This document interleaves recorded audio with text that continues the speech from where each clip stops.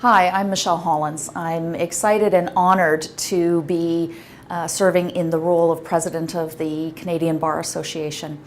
My priorities for the year will begin at an operational level, at least, with the implementation of the Access to Justice and the Futures initiatives that have preceded me.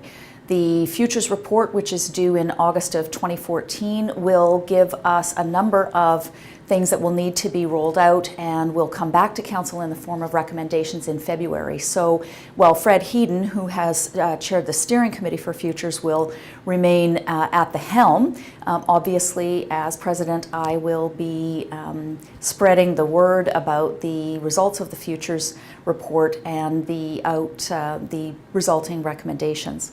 The other Envisioning Equal Justice report, which was released last December, has also given us a number of goals, targets that reach all the way out to 2030, but we are beginning work on those even now. So the legal health checks and some of the other everyday justice initiatives are already being implemented by the CBA, and I'll be excited in my year as President to continue to talk about the Envisioning Equal Justice initiative and to hear how our members and other stakeholders are thinking globally and acting locally as that report recommended.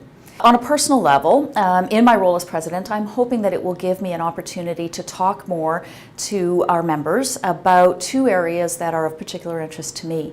One is the role of women in the profession. I think it's an amazing time to be a woman in the profession. I think that we have a level of acceptance and respect that we have not always had, and I'm very excited actually about where we are now.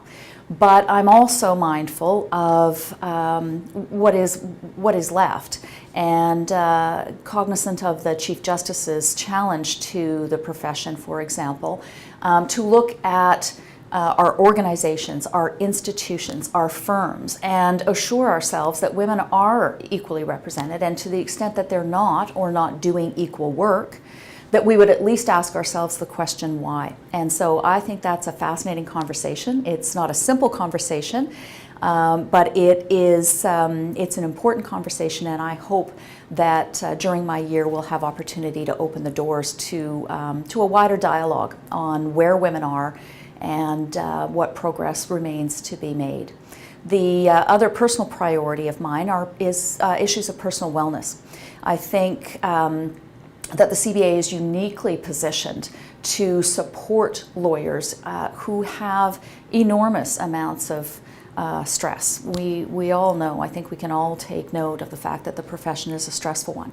And we know from research that was conducted by the Lawyers Professional Assistance Conference last year by LPAC that the levels of stress and depression, at least being reported at this stage, are growing exponentially. And so I think that supporting our lawyers, opening up the dialogue about mental illness and stress and depression and the other things that keep us from enjoying not just our lives but frankly our professional lives is a very important priority for me. I've had my own experiences in that regard, and I know that the CBA people around me, my colleagues, my friends at that time, were instrumental in making sure that I recognized the problem and that I got help. And so I think that as 38,000 strong, we have the ability to support each other in a really meaningful way. And so I'd, again, like to have some conversations about how that might happen.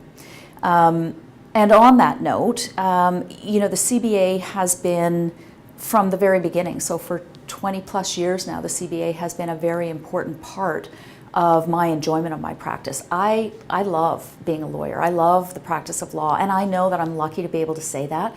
Lots of lawyers can't say that. And I'm convinced, and I always have been, that my involvement in the CBA, that network of people, as well as just the tools, the programs, the services, the education that I have access to has all enhanced my professional experience. So not only have I loved the last 20 years, but I look forward to enjoying many more years in practice.